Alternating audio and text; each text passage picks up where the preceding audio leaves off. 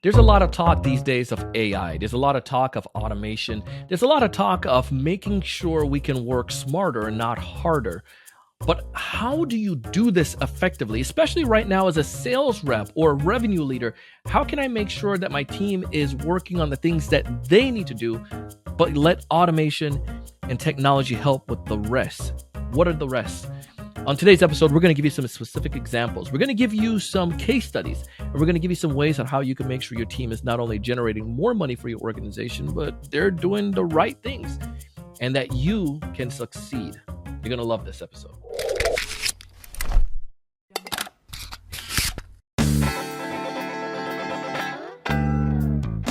Hey, everyone. Welcome to another great episode of the Sales Evangelist Podcast. I'm your host, Donald C. Kelly, the Sales Evangelist. And I'm so excited for another great episode. I'm so excited to be here with you today. And on this episode, I have a phenomenal guest. Her name is Kate Ahlering. Kate is the CRO at Calendly. Calendly, you've all heard of Calendly. You're connecting with a prospect, you or someone you want to get them to schedule, you get them your Calendly tool so they can go ahead and link so they can go ahead and schedule a time with you. It works phenomenally. But Calendly has evolved way more than just scheduling appointment. They're looking at ways how they can help your organization, just like what I talked about in the teaser, to make sure your team is actually focusing on the things that matter the most. You can automate some of those things and how it can help you to generate more money. You're going to hear some specific examples today in the content in this episode with Kate, and I absolutely love it. I was a fan child on this episode, just soaking in everything that she shared. If this is your first time listening to our podcast, this show is designed to help individuals like you and me to 5x our pipeline and double the amount of deals that we're closing. We promise that, not only with our content, but also with our cohort and training programs. Would love for you to check those out. You can find more information at thesalesevangelist.com. Now, as we dive into the episode, you get a chance to learn about Kate and what she does at Calendly, how she operates, and we dive into some of these examples and some of these case studies, which are really phenomenal. Check it out. Kate, welcome to the show. Hi, Donald. So good to be with you. Thanks for having me. Of course, I'm really excited about this. I was bragging in a teaser about you there, and we've done a little bit of collaboration with Calendly. So we love the Calendly software and tool, and love what you guys are doing with the brand. I bragged about your role just a tad bit there. Well, why don't you take a few more minutes and just tell us a little bit more about your responsibility, your role at Calendly, and a little bit more about what you're doing right now. Yeah, sure. Absolutely. Well, I'm Kate Ahlering. I'm the Chief Revenue Officer at Calendly. And at Calendly, that means I look after our sales teams. You may be familiar with Calendly. We are a scheduling automation platform and one of the canonical product-led growth companies out there, PLG.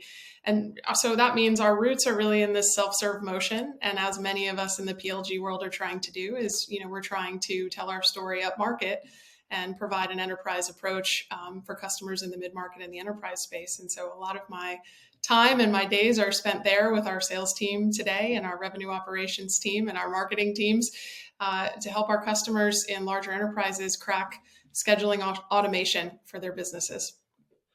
One of the things I always brag about Calendly, why I like you guys, when I was selling software, when I stopped selling for another organization, stopped selling software, I had the worst experience trying to schedule meetings. And this is why I'm such a big fan of the tool, because exactly what you're saying, when you're going upstream, I was dealing with like sometime up to 8-10 stakeholders when I sold to city, county governments and K-12. And those email chains were horrendous trying to schedule appointments. Yeah, I have a similar portion of my background selling to city and county governments and K-12, believe it or not. So I understand the pain of scheduling with that many folks that are involved in making those types of decisions. Well, and what you're mentioning too, especially like, going upstream nowadays, a lot of organizations are doing that. They're taking advantage of how can I get to, the mid-market or even enterprise level deals. But with that comes a different challenge. And especially the climate we're in right now, Kate, you and I both know that it's becoming more competitive in the economy. Like things are a little bit tighter.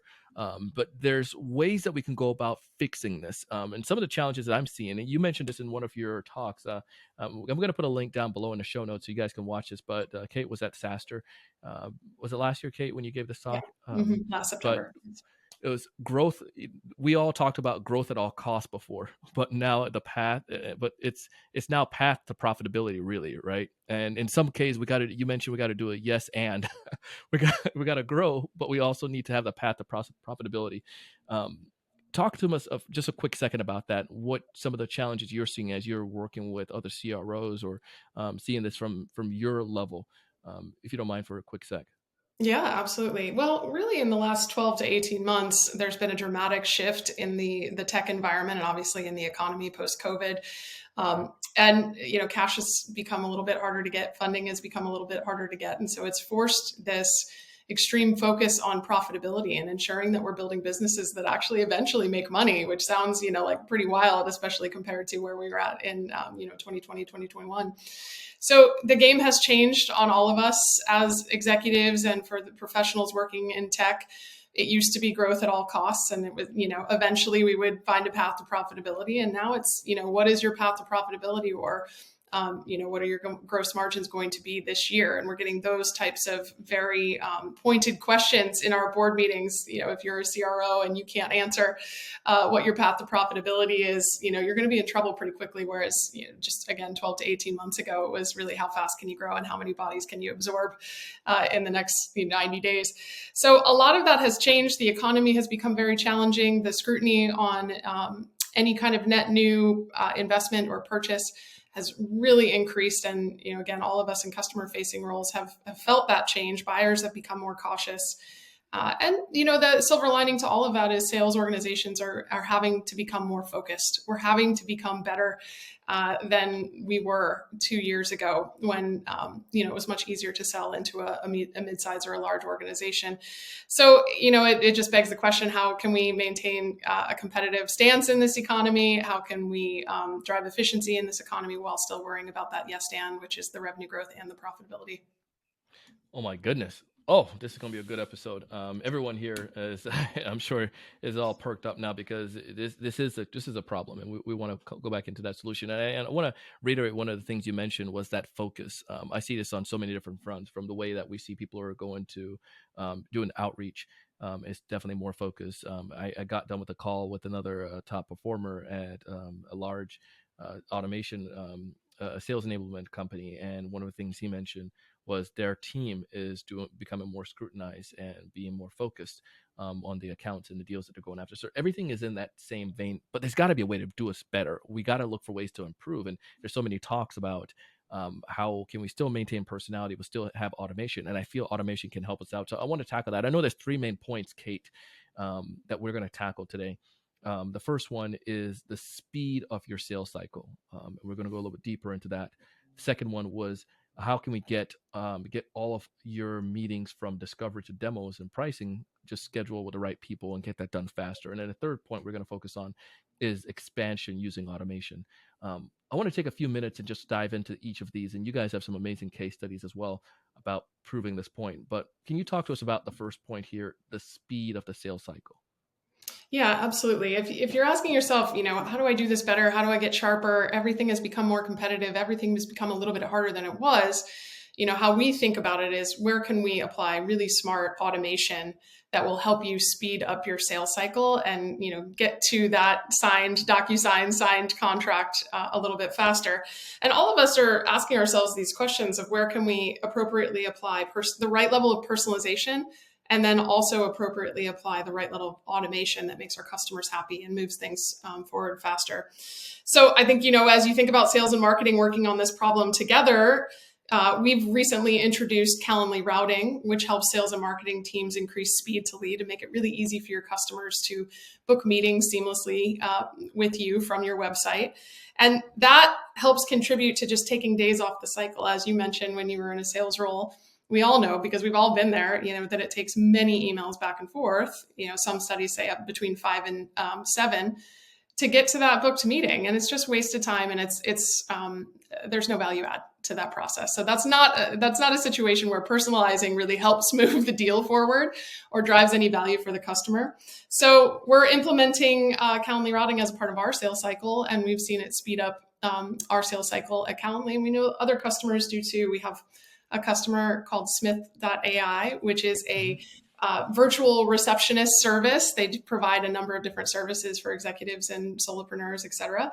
And they've seen a 70% increase in their conversion rate of qualified meetings by implementing Calendly's routing solution on their website. So it's just one example of a way to get you to your customer and your customer to you faster. Because when they come to your website, they want to talk to you right now and they want to book that meeting right now. And so how can we make that as easy as possible and as speedy as we can? So for folks who use Calendly now, Calendly routing compared to just Calendly, where you have, they sign up and it just goes through the process. Mm-hmm. What exactly is different with the routing that makes it that much more easier for the seller? Yeah, hopefully you're familiar with Calendly, and if you and I were booking a meeting together, Donald, I would send you a link and I'd say, hey, find a time that's convenient for you on the calendar, and that would be a really easy process for both of us. What this does is take that experience to your website. So if you're a business owner, you're an enterprise, you can import your form, whether it's from Marketo or HubSpot, and we'll allow it to be seamlessly booked right from your website. So we'll go and find the right account executive or the right resource on your side, and do that all through great integrations with Salesforce and HubSpot, and allow you to book instantly and have this really nice experience of not having to wait for the sales rep to either call or email you back to book that time.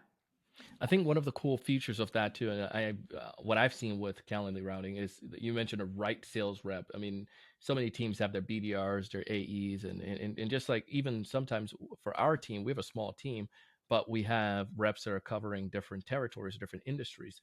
But with a routing capability, it allows that the right people are getting it, as opposed to, hey, I got this deal to me, and then now it causes internal debacle. Who got this deal, and then it's just like, I was talking to them 2 months ago or whatnot, with the integrations and those capabilities. That shaves a lot of time for a sales leader and obviously for the team. And I just don't want to make that pass over as a trivial thing. That's time, and I can see why Smith AI saw such a big increase in time with that. Yeah, it's time. It's a wonderful customer experience. So often customers express frustration of going to your website, submitting a form, and then they never hear back from a rep, or it takes weeks to hear back from that rep. And by that point, we all know that lead is gone, that deal is gone, and speed to lead becomes really, really important. So all of that underpinning, all of the plumbing that goes on and that plugs into your Salesforce, as an example, that goes and finds the right rep, we've built all that in a really easy way to implement that's simple for our customers, follows the brand and the tradition of Calendly being simple and easy. But yeah, it cuts out a bunch of time and provides a seamless experience for your customers to get to that meeting as fast as you want to get to that meeting. Yeah, and go back to the whole idea behind this episode again. The point is it's competitive. It's getting tighter. People are cautioned with that money.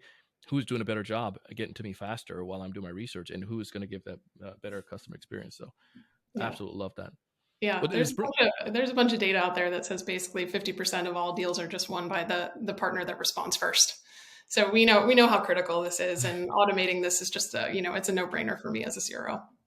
Love it. Kate, second point that I wanted to kind of dive into, spend some time on, is around getting all of your meetings, booked, and from the pricing, the discovery, and getting them all scheduled with the right people in the right room, in a room at the same time. Can you talk to us a little bit more about that? How that's helping Calendly and as your customers to be able to be a little bit more competitive in this time? Yeah, absolutely. So we know team selling is a must now. Deals are very rarely won or lost, but much more often lost by one person than won. Team selling is definitely something that we preach at Calendly, and I think most top CROs are out there talking about how they can get the right resources in front of their customers. And if you think about the sales cycle, of course, marketing is trying to drive MQLs and leads into the funnel, and the sales reps and the SDRs are trying to engage and just get that first meeting. We know how important that is. But then the remainder of the sales cycle, there's a number of resources that typically get used that need to be scheduled in a collaborative way and really easy. So just example from our world, if you're moving to a demo, we might have a solutions engineer, we might have a sales manager, we might have a member of CS from that customer if they're just an existing customer that's demoing a new product. Any number of folks could be involved in these meetings. Providing one link and one set of availability back to the customer that says, here is our collective availability for this demonstration that allows you to book using one link very seamlessly and easily, is one of the differentiators of Calendly, as we think about collaborative meeting types and allowing folks to get into the room across the sales cycle. So it could be a demo, it could be as you're moving towards red lines and negotiations, you have legal resources, et cetera. All throughout the sales process, these collaborative meetings will present themselves, and Calendly provides the platform and the solution to make all of those really easy for your customer. There was a case study you guys had as well. It was one of the wealth management firms, one of the largest, I believe, and how they adopted this concept. You mind talking to that for a second? Yeah, absolutely. I know you So have so many case studies, so you're probably like, Donald, which one are you trying to rack your brain? So that's I'm good. like, That's good. Thank you for the prompt, Donald. I appreciate it. There's a customer, one of our great customers is Asante Wealth Management, and actually a member of their team came and spoke at our kickoff this year. So we got super close cool. to this particular customer. But they're obviously a wealth management firm. They're a large wealth management firm out of out of Canada, and they have a number of different resources that they allow their customers access to. It could be folks in insurance, it could be underwriters, et cetera, to be involved in those meetings with their customers. They use our collaborative scheduling capabilities, again, to send one link to the customer, allowing the customer to very quickly book a meeting with the right resources on their side, regardless of how many folks they're bringing to the meeting. And in many cases, it could be 5 to 10 people for the right client on their side to get the information that they need. So this has reduced their time spent booking these meetings tremendously by 100%. Over the course of their time with Calendly. And so you think of one, it can increase your speed to lead. And of course, that's a conversion and a revenue metric, but also the yes and is it will drive a tremendous amount of efficiency for your team and make sure that they're spending their time on the right value activities with your customers. Yeah, I mean, going back through their stuff, I was really impressed with how simply they went about doing that. And I think this goes back to the first thing we talked about as well, when the whole getting everybody schedule right then and there. One of the deals that I'm working on, we saw a little bit of challenge with this until we started using obviously these capabilities, but there were several different executives that weren't a part of the initial disco. But then when we had a demo, we started going through our training program and the cohorts and all of that jazz, and then trying to get them back to the table, we saw a little bit of issue. But using Calendly, it makes that process a little bit more. It made it a little bit more simpler for me on the second go around. But you're getting the right people in, you're getting them right there at the right time. And I think one of the big mistakes that I've seen that sellers have done is just this idea, I'll just do it in a follow-up. And you feel like you're writing these personalized follow-up to everybody and you're thinking it's going to be effective. But again, you're wasting time. You can use automation here to close the gap. And yeah, absolutely. And this is a good example of an area where automation just makes sense. Yeah. And if you think about scaling a sales org or a customer success org, there's so many meeting types that really could be standardized, and Calendly supports that behavior as well. So whether it's onboarding or a QBR as an example, and I know we're kind of moving into this topic of how do you drive expansion from your customer base, but as a CRO, I would hope to create an experience that is the same every time in those meetings, of course, different content, but the same agenda, the same follow-ups, et cetera, and, initiate a series of workflows around that to make sure my customers have a consistent experience. Well, you speak my language now, Kate. Come on, man. Like, and especially with what you're sharing here, like that standardization. Obviously you standardize, and then obviously people can put a little personality in it, but you and I both been a part of those organizations. Maybe you haven't, but I've been a part of those organizations where it was willy nilly. It was like the wild, wild west. And there was nothing that was, standard. You come in and it's like, figure it out, kid. Just make it happen. Get sales. Yes. But that expansion, and right now, my word for this year, Kate, and I've used last year is like deliberate. Like I just want to be deliberate and just like in everything that I do, whether it's like, if it's a podcast episode or it's like, the sales process or content that we're creating, like how can I be deliberate with my time and so forth? Expansion in a tough economy requires you to be that focused. So can you go into that? I know this is a exciting area for you, and you alluded to that. So talk to us about how this is going to help us be more competitive. Yeah, especially in this environment, going and winning new customers is, multiples harder than it was just a couple of years ago. So, a lot of the great sales strategy out there right now is double down on your base, double down on your existing customers. And if you're fortunate enough to have a considerable base, there's, revenue to be found.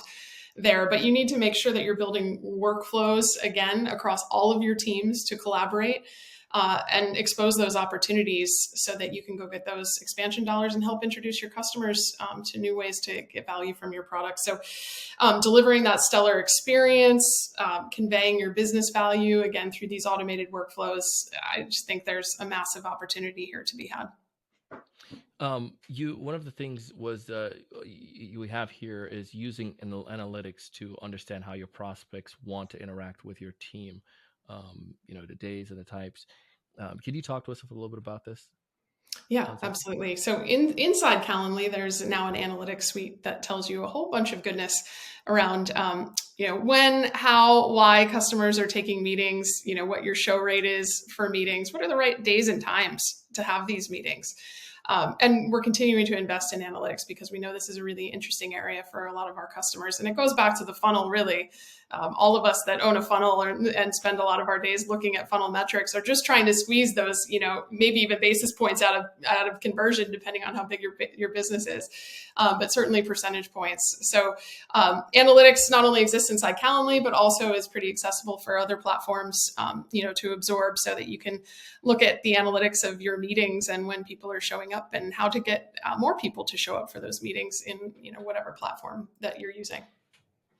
HackerOne, one of your poster childs as well. Do you mind bragging about them for a little bit? Let's just break down there. What was the challenge that HackerOne had in the first place when it comes to expansion? Yeah, well, HackerOne is a global cybersecurity consultancy, and they deployed Calendly because they were really looking to up their game in terms of customer service. They knew that would be a differentiator for them in the market, and they wanted to allow their customers to seamlessly schedule their renewal and their quarterly business review conversations, which is a use case that so many of us have.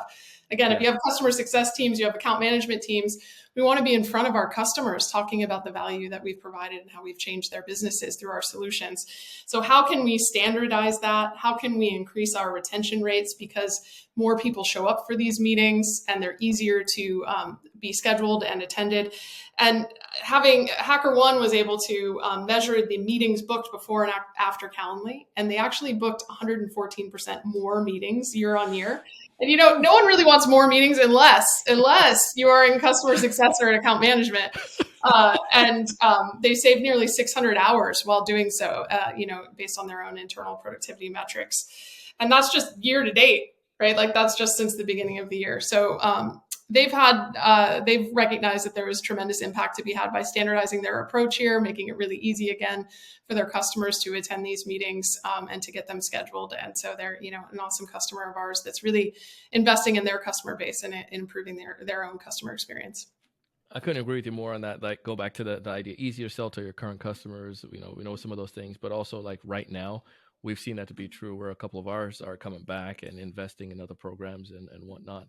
But the other component that you're mentioning there is like oftentimes, like I feel that the customers, it's a matter of just somebody reaching out to them. And I know you say, it's tough at times to just make the phone call all the time. But if you have a capability that can help with automation, it just makes life a lot easier for them and for you.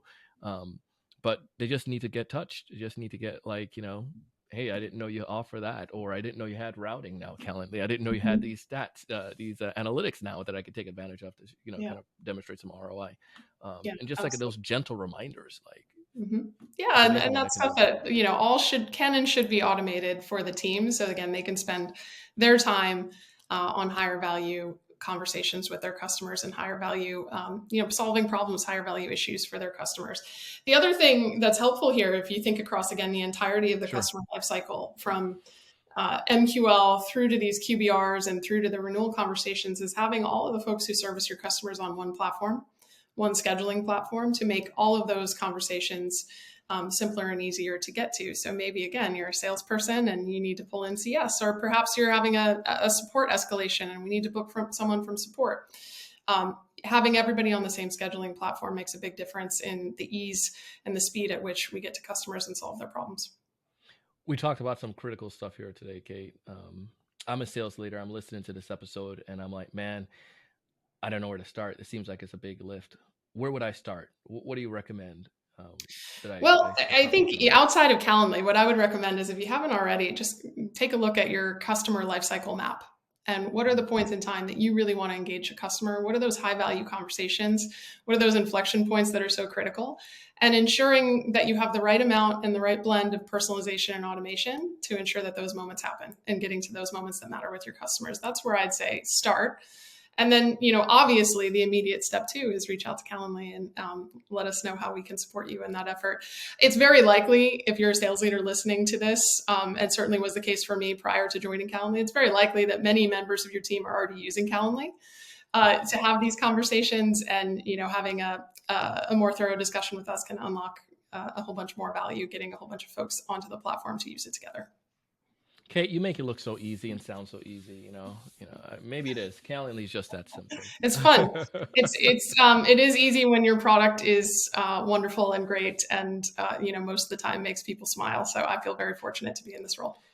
Well, we sure appreciate it and we love it. We're going to have all of this information in the show notes, and we're going to link back to these case studies that Kate just automatically knew from the top of her head so well.